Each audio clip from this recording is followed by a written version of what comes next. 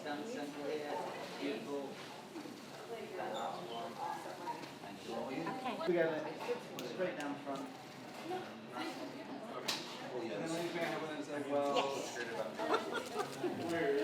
Okay. And if I may have one do too.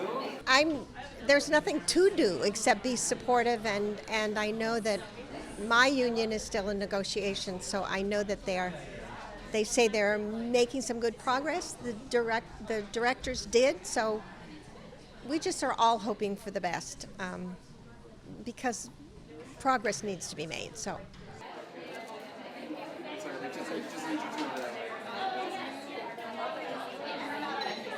I think generally speaking, actors and writers and everyone in our industry really feels very privileged to be able to do what we do.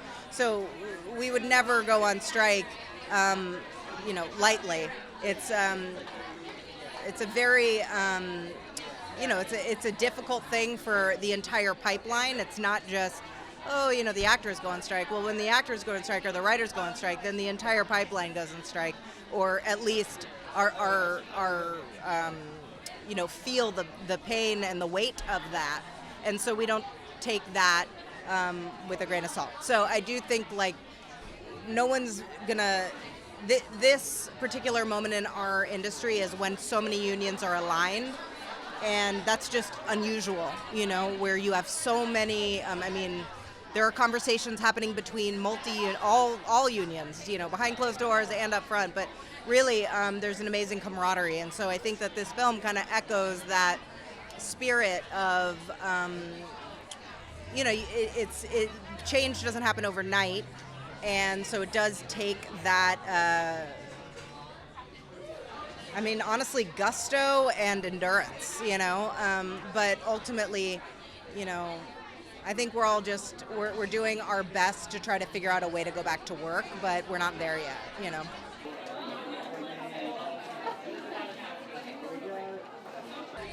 I think most guild members understand that calling a strike has enormous repercussions. It's already affecting so many people, the Writers Guild strike. It's not something that's done lightly. At the same time, this is the power of a union, to stand up for giant corporations who are, despite what they'd like to have us believe, making insane margins and profits. And at some point, that's why we unionize, that's why we pay our union dues, is so we can have that collective bargaining power and say, it's enough, and this has to change, and we have so much more power doing it together. So it's not something I'm looking forward to, it's not something I want.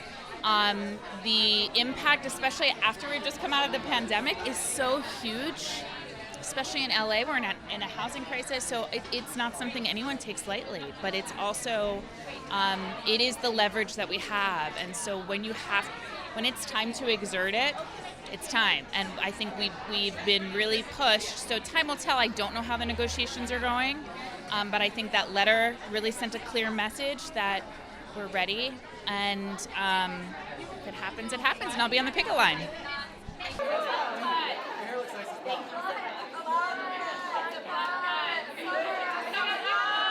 Well, I think, the streaming services have changed the industry entirely. And, there's just the studio system had a big collapse at one point. I feel like we're at another kind of critical moment where something has to change.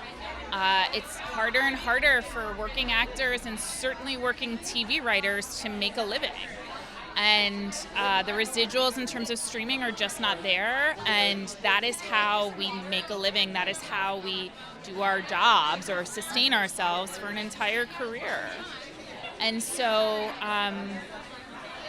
it's kind of now or never, and it's really critical, and it's why there's so much incredible solidarity between these unions. When I go to the pickets for the Writers Guild, there's so many SAG members there because these issues, especially with residuals, are exactly the same. And so we're all fighting for something very similar and wanting to take a stand. And we can do it a lot easier when we're doing it together as two unions.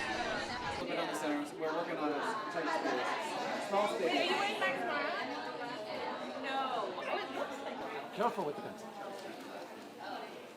One more right here.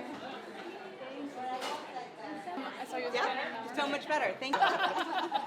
Well, it gave me the energy to do it another, that trailer for the race. Well,